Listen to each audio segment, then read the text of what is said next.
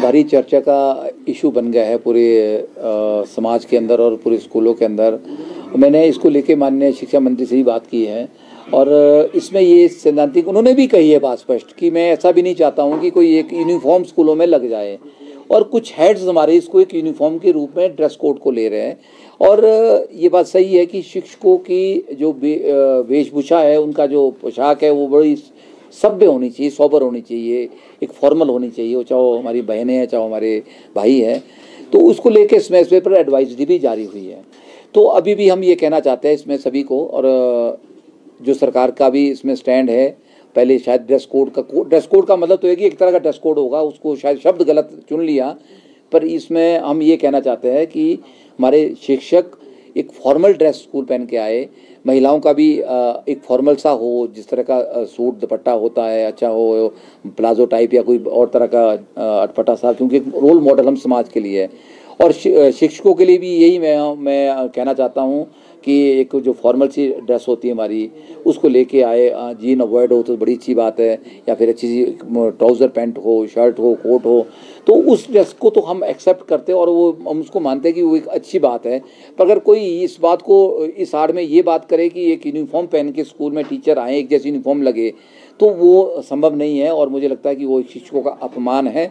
ऐसा नहीं होगा और ऐसा सरकार का भी इसमें कोई कहना नहीं है। बस यही मैंने कहना है कि ड्रेस कोड का मतलब है बड़ी सोबर और सिंपल ड्रेस। Thank you. अभी एचआरटीसी की आपने बात की, एचआरटीसी की भी कोई मांग पूरी नहीं हुई है, मैं आपको स्पष्ट कह दूँ। उनको जो भी आश्वासन मिले थे, 100 करोड़ का आश्वासन मिला कि 100 करोड़ आपको मिल जाएंगे, वो नहीं मिला। जनवरी में मिला था, फिर 50 करोड़ का हुआ, फिर अब 5 करोड़ पे आ गया पीछे हट के, अब 5 करोड़ भी अभी तक नहीं मिला उनको। ये सारे आश्वासन ही आश्वासन है। अभी रिजनमेंट है कर्मचारियों की, वो चाहे बिजली विभाग है या फिर एचआरटीसी है या फिर रेवेन्यू है, रेवेन्यू वालों की मांगे भी पूरी नहीं हुई है। पर मैं तो ये कहता हूँ कि सारी मांगे पूरी भी नहीं होती है, पर लेकिन एक डायलॉग बड़ा जिसको कहते हैं एक अच्छे माहौल में, एक स्वार्थपूर्ण माहौल में डायलॉग सरकार अगर बिल्कुल, उन्होंने कहा कि वीरेंद्र जी मैं ज़रूर बात करूंगा, बिल्कुल आपको बुलाऊंगा, आपको भी बुलाऊंगा साथ में। मैंने कहा कि मैं भी आऊँगा सर उस बैठक में, आप बात तो करें। और उनकी कुछ बातें बहुत जायज़ है।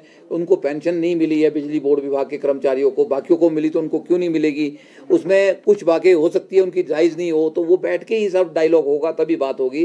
तो जो प्रेस वार्ता का आयोजन रखा गया है ये इसलिए महत्वपूर्ण है कि परसों यानी 17 तारीख को हिमाचल सरकार का बजट प्रस्तुत होना है और इस संदर्भ में हमने माननीय मुख्यमंत्री से मुलाकात की। हम एक दिन पहले इस बात को लेके विस्तृत चर्चा हुई है हमारी माननीय मुख्यमंत्री से और हमने कुछ बातें माननीय मुख्यमंत्री के ध्यान में लाई है और मुझे लगता है कि इन बातों को आपके माध्यम से हम सरकार के अधिकारियों के और कर्मचारियों के ध्यानात लाना चाहते हैं। यही बड़ा एक उद्देश्य हमारी आज प्रेस कॉन्फ्रेंस का है। हमने माननीय मुख्यमंत्री को अवगत कराया कि कर्मचारियों का जिस तरह से एरियर, 2 तरह के एरियर पेंडिंग है, एक डीए का एरियर है, एक पे कमीशन का एरियर है, वो काफ़ी बल्क में है। जैसा कि बार बार बताया जा रहा है कि 10,000 करोड़ के आसपास कर्मचारियों की लाइबिलिटी है और इन लाइबिलिटी को एक मुश्त देना सरकार के लिए भी आसान नहीं है। सरकार की वित्तीय व्यवस्था को भी हम समझ रहे हैं। इस संदर्भ में मैंने परसों माननीय मुख्यमंत्री से निवेदन किया था कि बजट के प्रावधान के बगैर कर्मचारियों के किसी भी तरह के जो भुगतान है वो नहीं हो पाएंगे। तो हम निवेदन करते हैं कि इस बजट में जो है एरियर और जो कर्मचारियों का डीए है, जो अभी भारत सरकार ने 2% फिर बढ़ा दिया है, 11% पहले से पेंडिंग था हमारा, जो हम पीछे चल रहे हैं, 13% की जो डिफरेंस है, उसका भुगतान भी हिमाचल सरकार को देर सवेर करना है। तो बिना बजट में इसका प्रावधान किए बगैर इसका भुगतान नहीं हो पाएगा। तो हम ये मांग कर रहे हैं और ये मैंने बड़ा प्रमुखता से माननीय मुख्यमंत्री को बताया कि देर सवेर हमें देना है, पूरे साल का खाका इस बजट में बनना है। तो इस बजट में प्रमुखता से कर्मचारियों के एरियर और डीए के भुगतान के लिए आप ज़रूर इस बजट में प्रावधान रखेंगे, हमारा ऐसा मानना है। और हम ऐसी उम्मीद भी कर रहे हैं कि परसों जो बजट आएगा उसमें कर्मचारियों की डीए और एरियर के भुगतान के लिए सरकार एक रूपरेखा तैयार करेगी, जिसको बजट में परसों उसको बताया जाएगा और हमें मालूम होगा कि किस तरह से सरकार जो है आगे कर्मचारियों की डीए और एरियर को देने वाली है।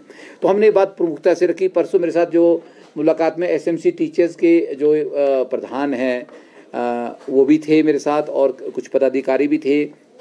हमने एक और बात माननीय मुख्यमंत्री के संदर्भ में रखी, हमने लिखित रूप में भी उनको दिया कि जो एसएमसी टीचर्स हैं और कंप्यूटर टीचर्स हैं, बहुत लंबे समय से सेवाएं दे रहे हैं शिक्षा विभाग के अंदर, हम इन दोनों वर्गों को नियमित कर इनके मानदेय को सम्मानजनक बढ़ोतरी की मांग माननीय मुख्यमंत्री से परसों कर रहे थे।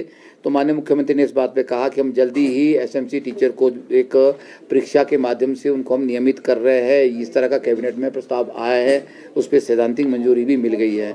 तो हमने ये भी मांग की है कि जब तक ये नियमित नहीं हो पाते हैं, क्योंकि पेपर होना है, बोर्ड को एक लंबी प्रक्रिया, उसमें थोड़ा सा टाइम लगेगा, तब तक इनको कॉन्टैक्ट का स्केल दिया जाए। और साथ ही साथ जो कंप्यूटर टीचर्स है जिनको लगभग 20 साल शिक्षा विभाग में हो गए हैं, बहुत सी रिटायरमेंट भी हो गई है बेचारों की, उनके लिए कोई पॉलिसी का प्रावधान इस बजट में हो, ऐसी भी हम कामना करते हैं, ऐसी उम्मीद करते हैं सरकार से। हमने मांग की है कि सभी विभागों में बहुत सारी, क्योंकि संयुक्त कर्मचारी महासंघ के नाते मेरा दायित्व बनता है कि जितने विभाग बोर्ड निगम हैं, बहुत लंबे समय से भर्तियां नहीं हो पाई है, हमने ये मांग की है कि जो अलग अलग विभाग है, बोर्ड निगम है, उनमें खाली पदों को भरा जाए।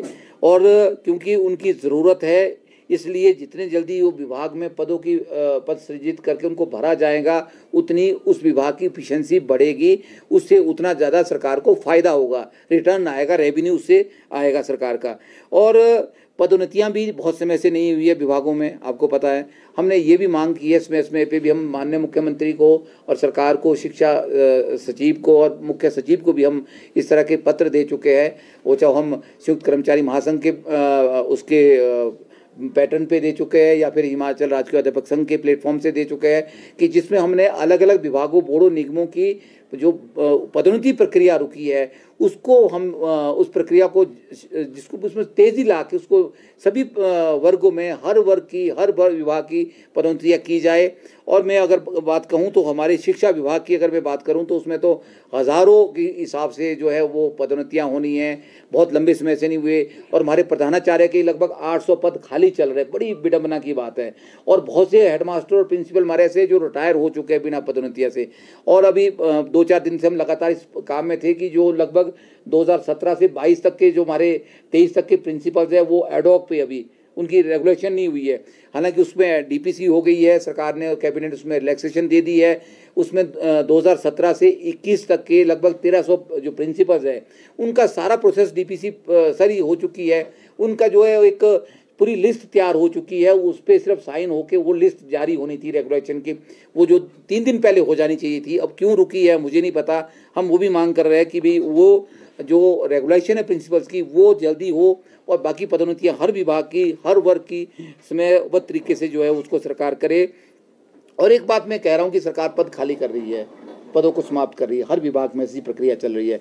तो मैंने उसमें एक सुजेशन दी है सरकार को कि उसको खाली करने से पहले, पदों को समाप्त करने से पहले ये ज़रूर देखा जाए कि पद खाली क्यों है, उसका कारण क्या था, उसकी उन पदों की उपयोगिता क्या है आने वाले समय में, उसको जांच परख करने के बाद ही सरकार जो है उन पदों को समाप्त करने की तरफ आगे बढ़े।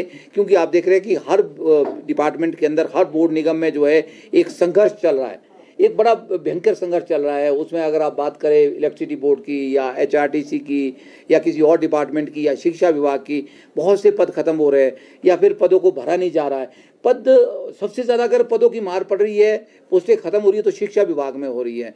अब उसका कारण ये है कि बहुत से स्कूलों में साइंस लैबें बनी है, बड़ी बड़ी साइंस लैब बन गई, इंफ्रास्ट्रक्चर तैयार हो गया। अब वहाँ पे साइंस लैब बन गई, इंफ्रास्ट्रक्चर तैयार हो गया, वो साइंस टीम शुरू ही नहीं हो पाई। वहाँ शुरू इसलिए नहीं हो पाई कि वहाँ पे फैकल्टी नहीं थी, या फैकल्टी एक लेक्चर या 2 लेक्चर थे, 4 लेक्चर चाहिए होते हमारे को, फिजिक्स, केमिस्ट्री, बायोलॉजी और मैथ्स का।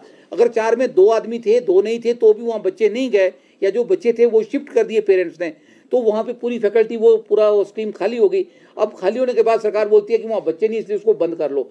तो मैं इसलिए उपयोगिता को और जांच करने की बात कह रहा हूँ, उसके कारण हो गए कि बच्चे वहाँ क्यों नहीं है, तो उसको जांच परखा जाए।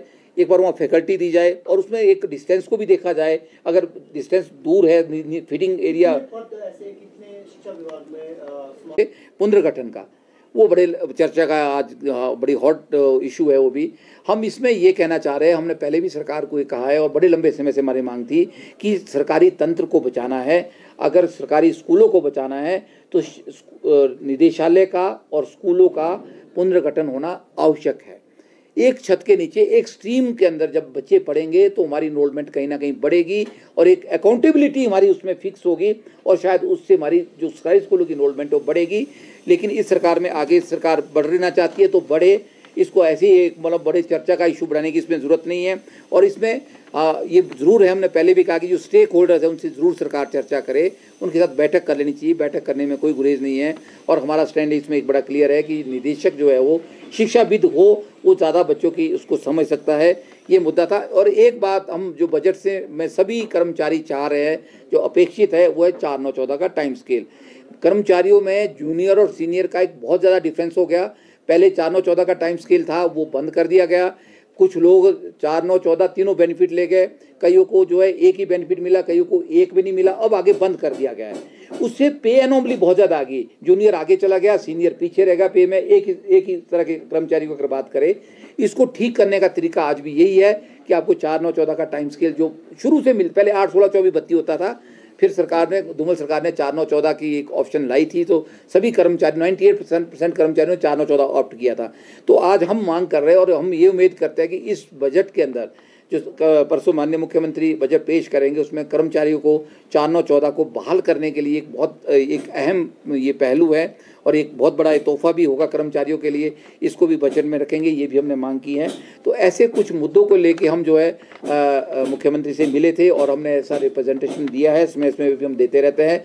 आज ये बैठक इसलिए प्रेस वार्ता इंपॉर्टेंट थी कि हम आप सब के माध्यम से इस बात को सरकार तक प्रमुखता से रखना चाहते हैं कि कर्मचारियों की जो भी रिजेंटमेंट है उसको सरकार एड्रेस करे, उसको सुने, क्योंकि टेबल टॉक करने से सबके दुख दर्द दूर हो जाएंगे। हर कर्मचारी के, हर विभाग की कुछ ना कुछ समस्या है। और अंत में मैं एक जरूर निवेदन करूंगा माननीय मुख्यमंत्री से, मैंने परसों भी बात बड़ी स्पष्ट कही कि बिजली विभाग के कर्मचारी बहुत नाराज चल रहे हैं, आपको एक बैठक करनी चाहिए। उन्होंने इस बात को माना कि मैं जल्दी बैठक करूंगा। मैंने कहा आपकी अध्यक्षता में बैठक हो, जो भी विभाग है जहाँ भी नाराजगी है वो कुछ ना कुछ आपसे उम्मीदें लगाए बैठे हैं, क्योंकि जिस तरह की ये सरकार को आने से पहले या जब इलेक्शन के समय या सरकार बनी थी, कर्मचारियों में जो एक्साइटमेंट थी, उम्मीद थी, तो उस उम्मीद पे सरकार खरा उतरे। तो मैंने स्पष्ट शब्दों में मैंने मुख्यमंत्री को कहा कि आपको एक बैठक लेनी चाहिए, मैं भी उस बैठक में आऊँगा। मैं चाहता हूँ कि आप बैठक करें, उनकी जो कुछ जायज़ मांगे उसको सुने। कुछ मांगे हो भी सकती है जो उसमें सहमति बने, कुछ में नहीं भी हो सकती है, पर कम से कम डायलॉग का रास्ता खत्म ना हो, क्योंकि नहीं तो गतिरोध बढ़ता जाएगा। आज एजुकेशन एक विभाग करेगा, दूसरा करेगा, वो एक सरकार के लिए भी अच्छा मैसेज नहीं है। ये बातें बजट से पहले होनी चाहिए थी मुख्यमंत्री, जहां पर फैकल्टी पूरी नहीं थी और वो देखिए ऐसे बहुत से पद हो गए, पद तो समाप्त हमारे हज़ारों की संख्या में हो रहे हैं। लेक्चर्स की अभी जो है लगभग 700-800 पद जो है समाप्त हो रहे हैं और टीजीटी के भी 600 के आसपास पद हमारे समाप्त हो रहे हैं। तो इस तरह के पद तो बहुत सारे खत्म होने की कगार पे है और रेशनलाइजेशन हो रही है, वो अच्छी ठीक है, उसमें हर विभाग में हो रही है, होनी भी चाहिए, हम उसकी बात करते हैं कि अच्छी प्रक्रिया है। पर रेशनलाइजेशन होने से पहले कि उसमें स्ट्रेंथ को देखा जाए और साथ ही साथ जब रेशनलाइजेशन हो रही है, जो व्यक्ति जो कर्मचारी वहाँ से या शिक्षक वहाँ से उठ रहा है, उसको कहीं दूर दराज के क्षेत्र में भेजने से अच्छा कि उसका सारा सिस्टम बिगड़ जाता है। कम से कम उससे 3 या 5 ऑप्शन तो उसे ली जाए। हमने ये शिक्षा मंत्री से भी बात की है, मैंने इस बात को रखा है माननीय रोहित ठाकुर जी से कि भी रेशनलाइजेशन आप करिए, अच्छी बात है, पर जो कर्मचारी हमारा शिक्षक उठ रहा है उससे एक ऑप्शन तो ले ले कि आपके पास कौन सा सुटेबल स्टेशन आपको पड़ता है। 3 या 5 स्टेशन उससे ले लो, 2 स्टेशन ले लो, उसमें से उसको ऐसा नहीं कि उसको आप अपनी मर्जी से कहीं दूर दराज के आउट ऑफ डिस्ट्रिक्ट उसको आप कर ले। उसमें महिलाएं ज़्यादातर है, कईयों की फैमिली प्रॉब्लम्स भी है, ये हमने बात प्रमुखता से रखी है। और एक बड़ा मुद्दा आपने कल भी देखा होगा, एक हरियाणा की सरकार का एक रिटायरमेंट को लेके बड़ा वायरल हुआ एक लेटर, और बाद में वो निकला कि वो फेक था वो लेटर की, 58 से 60 साल कर दी गई है रिटायरमेंट की सभी कर्मचारियों की। और ऐसी हिमाचल के अंदर बड़े टाइम से ये प्रक्रिया चल रही है और एक चर्चा चल रही है, चर्चा का दौर है कि 2 साल तक जो है कर्मचारियों को जो है 60 साल तक जो है वो सेवा करने का मौका मिलेगा। इसमें दोनों तरह के लोगों के विचार मेरे पास आ रहे हैं, चाहे जुडिशरी के एम्प्लॉयज़ है या चाहे किसी डिपार्टमेंट के एम्प्लॉयज़ हैं। उसमें हमने माननीय मुख्यमंत्री को ये बात कही है और ये बात हमारा स्टैंड भी है कर्मचारियों का, या तो इससे छेड़छाड़ सरकार ना करे या एक परमानेंट जो नियम है हमारे RNP रूल्स है उसमें अमेंडमेंट करके सभी कर्मचारियों की जो रिटायरमेंट एज है वो 58 से 60 साल कर दी जाए नियम के तहत, ताकि ऐसा ना हो कि जो लोग अभी 2 साल वालों को 2 साल तक तो आपने छूट दे दी, वो 58 की जगह 60 होगा। उससे क्या होगा, प्रमोशन चैनल पीछे वालों के लिए बाधित हो जाएगा, क्योंकि पीछे वाले लोग क्यों बनाना चाह रहे हैं, क्योंकि रोजगार नहीं है तो उससे कटौती लग रही है रोजगार में, क्राइटेरिया जो रखा है उसको क्यों छेड़छाड़ करना देखिए चाह रहे हैं? देखिए दोनों चीजें बेरोजगारों की कोई चिंता नहीं है।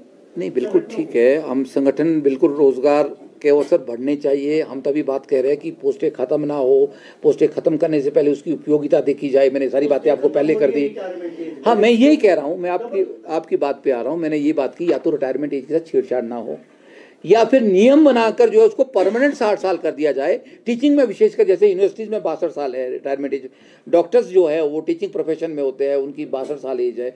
तो अगर उसको एज बढ़ानी है तो एक नियम बना के आगे तक के लिए, जो पीछे लोग रिटायर जब भी हो गए तो उनको एक पता होगी मेरा 60 साल में रिटायर होना हो, उस साल से तैयार हो। अन्यथा ऐसा नहीं हो 2 साल के लिए आपने 1 साल के लिए रिटायरमेंट एज को एक्सटेंड कर दिया या रीएम्प्लॉयमेंट दे दिया, बाकी फिर बंद कर दी। इसका विरोध हम कर रहे हैं। हम ये कहना चाहते हैं कि या तो बढ़े या फिर वो 58 साल जैसे ही पूरे होते हैं टीचर्स को, एम्प्लॉयज़ को उसको घर भेजा जाए, नए को मौका, क्योंकि इसमें प्रमोशन चैनल को बड़ा हिंड्रेंस हो रही है। लोगों के जो है प्रमोशनल एवेन्यू जो है वो खत्म हो जाते हैं, ये इसमें एक बड़ा है। एक और मुद्दा हमारा चल रहा है। देखिए, वित्तीय स्थिति और सरकार की स्थितियां पहले से ऐसी रहती है। देखिए, मैं बड़ा स्पष्ट कहने वाला आदमी हूँ, ऐसा नहीं है कि स्थिति अब पैदा हुई है। माननीय मुख्यमंत्री वीरभद्र सिंह का दौर था तो भी स्थितियां ऐसी थी, सरकारें ऑपोजिशन की होती थी।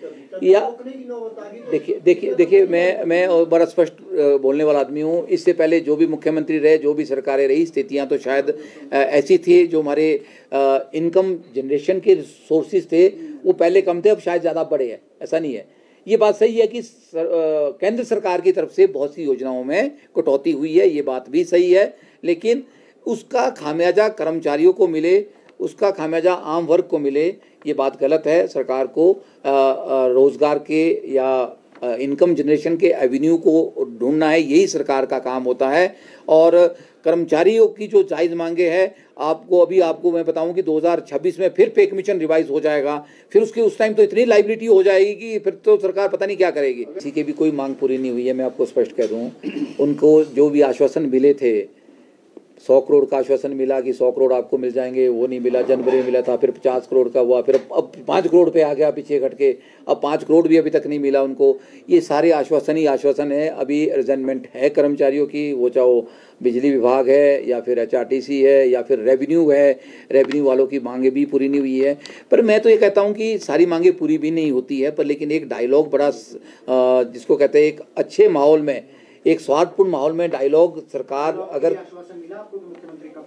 बिल्कुल, उन्होंने कहा कि वीरेंद्र जी मैं ज़रूर बात करूंगा, बिल्कुल आपको बुलाऊंगा, आपको भी बुलाऊंगा साथ में। मैंने कहा कि मैं भी आऊंगा सर उस बैठक में, आप बात तो करें। और उनकी कुछ बातें बहुत जायज़ है। उनको पेंशन नहीं मिली है बिजली बोर्ड विभाग के कर्मचारियों को, बाकियों को मिली तो उनको क्यों नहीं मिलेगी? उसमें कुछ बातें हो सकती है उनकी जायज़ नहीं हो, तो वो बैठ के ही सब डायलॉग होगा, तभी बात होगी। तो